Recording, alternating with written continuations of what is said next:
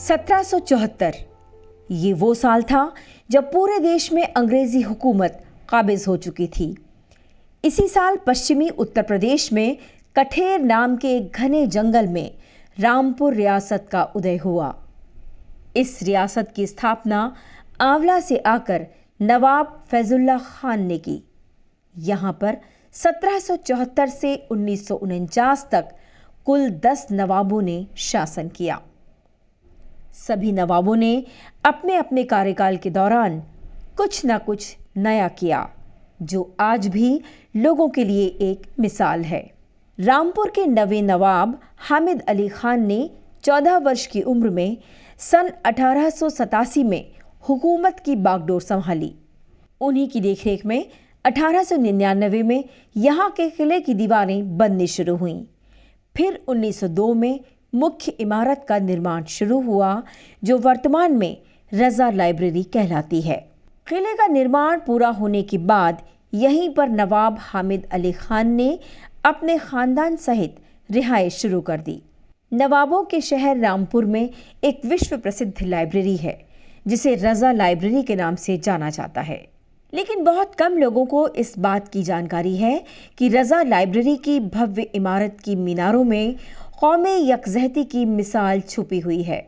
1905 में नवाब हामिद अली खान ने सामाजिक सौहार्द की कल्पना की थी, जिसे इस भव्य इमारत के रूप में सामने लाया गया। आज भी रजा लाइब्रेरी के चारों कोनों पर खड़ी भव्य मीनारें नवाब हामिद अली खान की सेक्युलर सोच की दशकों से गवाही देती चली आ रही हैं। मीनार में सबसे ऊपर के हिस्से में मंदिर, उसके बाद गुरुद्वारा, फिर गिरजाघर और अंत में मस्जिद का प्रतीकात्मक निर्माण किया गया है। एक ही मीनार में चारों धर्मों के पूजा स्थलों को दर्शाना भारत की सेक्युलर पहचान को दिखाता है। अगर नवाब चाहते तो हर जगह मस्जिद का निर्माण करवा सकते थे, लेकिन उन्होंने ऐसा नहीं किया। उन्होंने दूसरे धर्मों को ज़्यादा महत्व दिया और अपने धर्म को सबसे नीचे रखा। मीनार पर छपे इस संदेश का अनुसरण करने की आज हम सबको ज़रूरत है।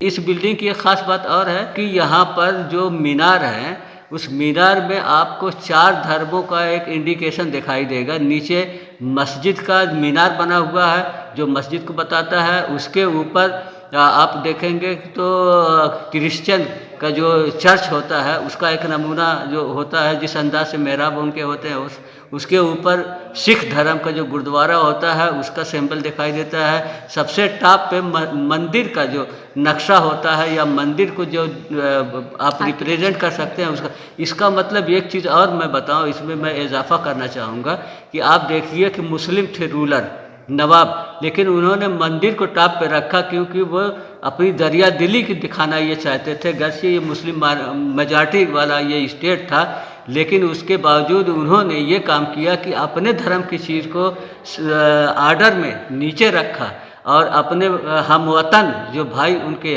हैं हिंदू भाई लोग, उनके जो जज्बात का ख्याल करते हुए, फराख दिली का इजहार करते हुए मंदिर के उन्होंने टॉप पे उसका नक्शा बनवाया। किले के दरबार हॉल से शाही फरमान जारी होने शुरू हो गए। 1930 में नवाब हामिद अली खान की मृत्यु के बाद उनकी जगह नवाब रजा अली खान ने हुकूमत संभाली। उन्होंने आज़ादी के बाद अपनी रियासत का 1949 में भारत गणराज्य में विलय कर दिया।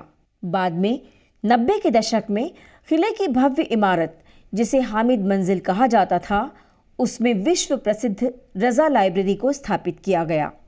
इसी लाइब्रेरी में पर्शियन में लिखी हुई वाल्मीकि रामायण मौजूद है, जिसका अनुवाद सुमेर चंद ने किया है। इस वाल्मीकि रामायण की शुरुआत बिस्मिल्लाहिर्रहमानिर्रहीम से शुरू हुई है। इस रामायण की खासियत बस इतनी ही नहीं है, इसमें रामायण के हर कांड को पेंटिंग के माध्यम से भी दर्शाया गया है। एक पेज पर लंका कांड का वर्णन है, तो दूसरे पेज पर नायाब पेंटिंग के माध्यम से लंका कांड को दिखाया गया है, जिसमें जटायु वध और सोने की लंका को भी पेंटिंग के जरिए दिखाया गया है।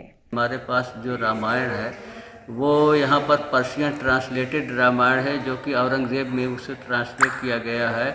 उसका ट्रांसलेटर का नाम है सुमेर चंद। लेकिन कमाल की बात यह है कि सुमेर चंद एक नॉन मुस्लिम नाम है, आप समझ सकते हैं, लेकिन उसने ट्रांसलेशन को स्टार्ट किया है बिस्मिल्लाहिर्रहमानिर्रहीम से, जो उस कल्चर को बताता है। और एक चीज़ और भी है, उसकी इबारत जो शुरू की आप देखेंगे तो उसमें अल्लाह ताला की वहदानियत का मतलब ये है कि वो एक, उसमें लिखा गया है कि खुदाए वाहिद, एक अकेला जो खुदा है, उसके नाम से मैं उसकी तारीफ़ के साथ मैं इस रामायण को स्टार्ट कर रहा हूँ।